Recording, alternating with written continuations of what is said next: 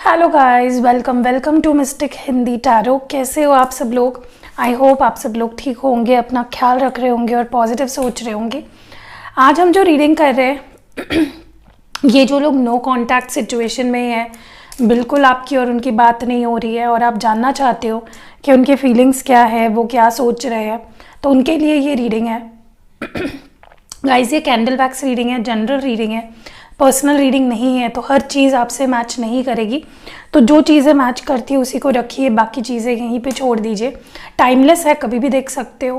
And इसका कोई time period नहीं है, कभी भी देख सकते हो, उस वक्त की सिचुएशन से मैच करेगी। एंड या let's start the reading for no contact.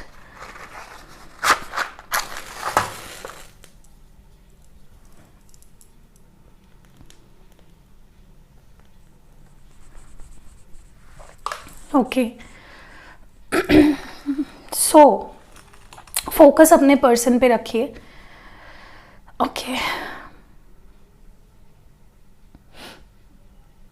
पहली चीज़ मुझे लगता है कि ये पर्सन ना बहुत ही स्लो मूविंग एनर्जी में है, बहुत ही ज़्यादा। मतलब इनका जो मूवमेंट है आपकी तरफ ही है, लेकिन बहुत स्लो है। ठीक है, ये आपसे बात करना चाहते हैं, दूरियां मिटाना चाहते हैं, आप दोनों के बीच में स्टेबिलिटी लाना चाहते हैं, लेकिन इनके जो एक्शन लेने का जो एक मोमेंटम है ना, काफ़ी स्लो है।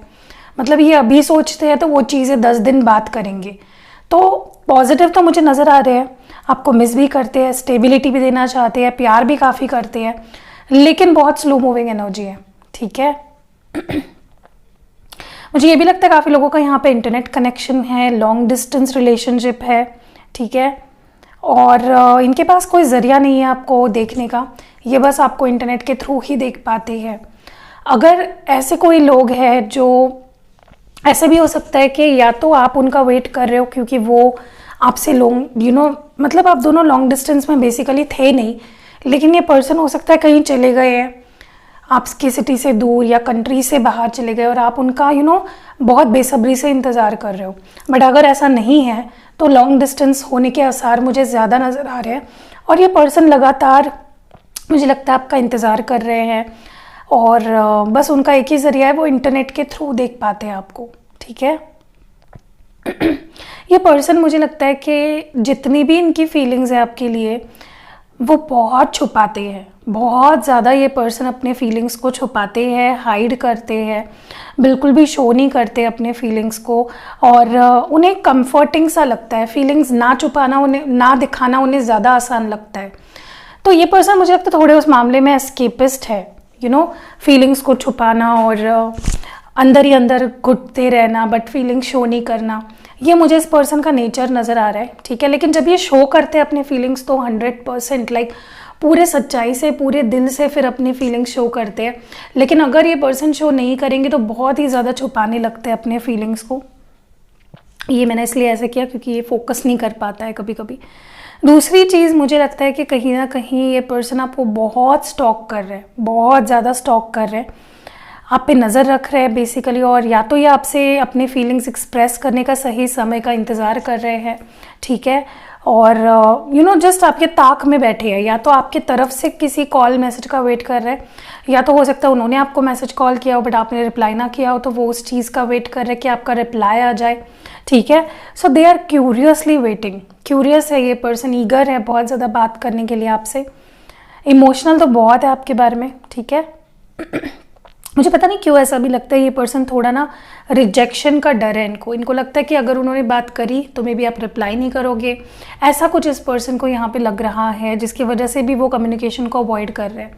इसी वजह से भी वो अपने नो कांटेक्ट से आपको बाहर नहीं निकाल पा रहे हैं। काफ़ी लोगों के लिए तो मुझे ऐसा भी लगता है कि आपने काफ़ी ट्राई किया पास्ट में इस पर्सन को समझाने का हर तरीके से, लेकिन ये पर्सन मुझे लगता है कि अपने जो तरीका है आपसे डील करने का, वो इन्होंने कभी नहीं बदला।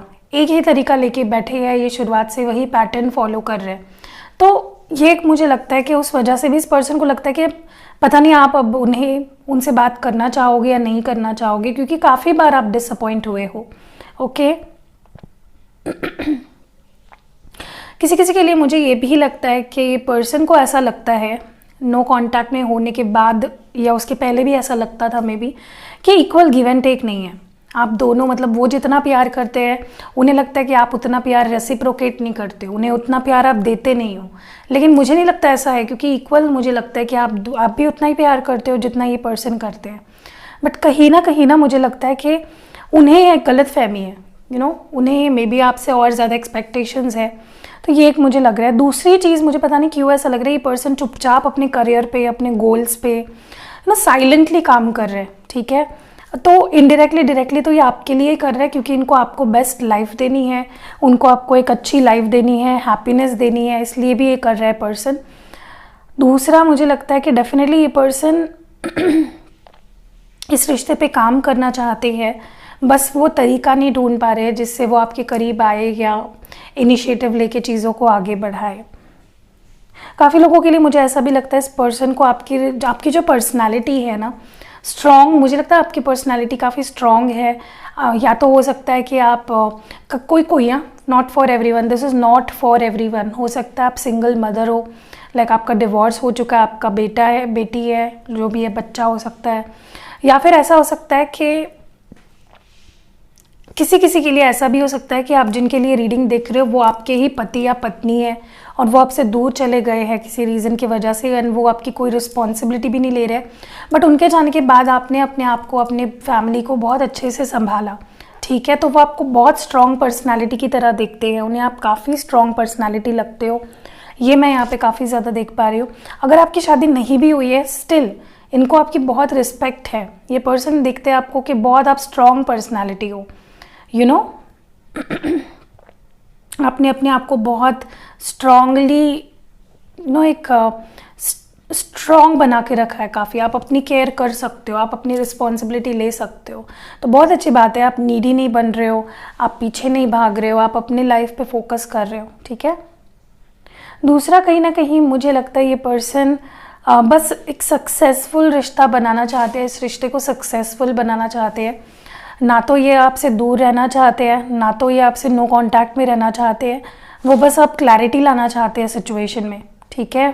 तो या तो ये सही टाइम का वेट कर रहे हैं, या तो उनको लगता है अब आप रेडी नहीं हो, आप उनसे बात नहीं करना चाहते हो, या आप मूव ऑन हो गए हो। तो इन पर्सन को ना मुझे लगता है कि इतना प्यार होने के बावजूद भी बहुत ज़्यादा गलत फहमियाँ हैं, ठीक है। काफ़ी लोगों के लिए तो मुझे ये भी लगता है कि यस इनके रेस्ट्रिक्टिव थॉट्स पहले भी अफेक्ट करते थे इस रिलेशनशिप को और अभी भी अफेक्ट करते हैं। बहुत रेस्ट्रिक्टिव थॉट है, अपना डिसीजन अच्छे से ये पर्सन नहीं ले पाते हैं, बहुत नेगेटिविटी में रहते हैं, ठीक है।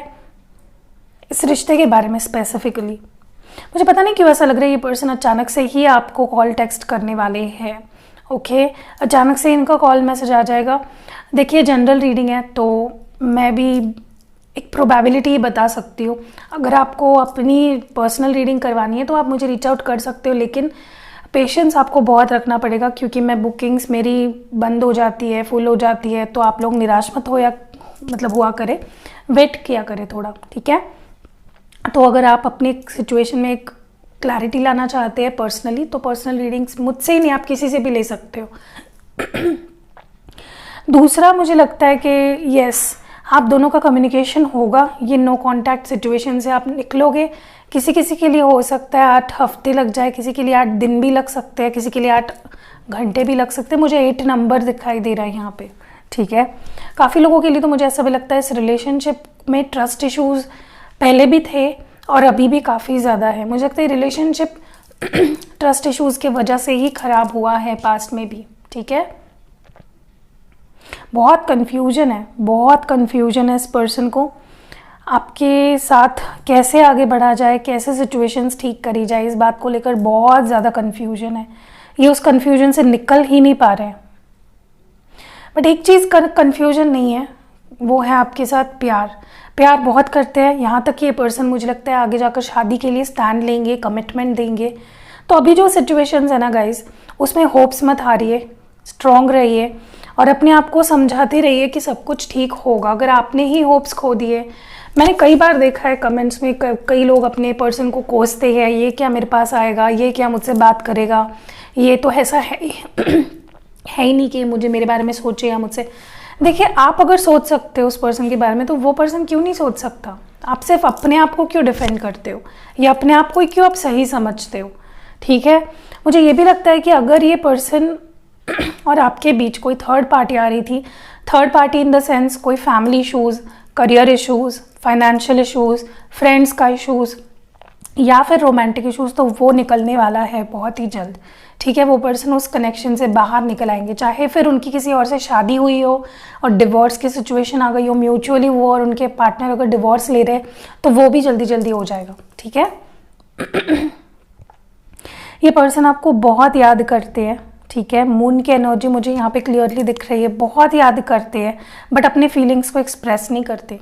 ठीक है, इस वक्त भी आपको याद कर रहे हैं लेकिन बिल्कुल अपने फीलिंग शो नहीं कर रहे आपको।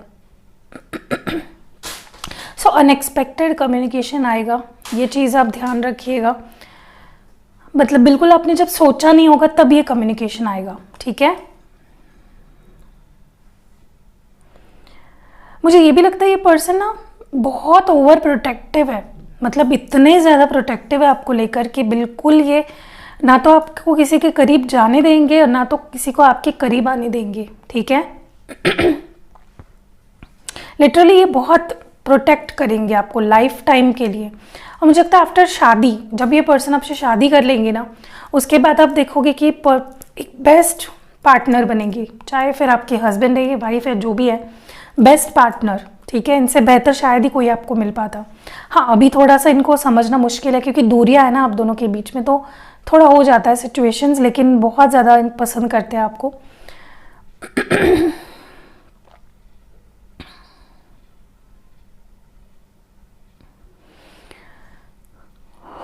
सो बस यही कुछ एनर्जी है, इसको बंद कर देते हैं। सो बस यही कुछ एनर्जी है गाइज। यहाँ पे कुछ इनिशियल्स, कुछ नंबर्स मुझे दिखाई दे रहे हैं जो कि मैं आपको बता देना चाहती हूँ। यहाँ पे मुझे number 1, number 8, 5, letter L, M, W, 3 भी है यहाँ पे, E, T, A, F, V, R, 6 है यहाँ पे,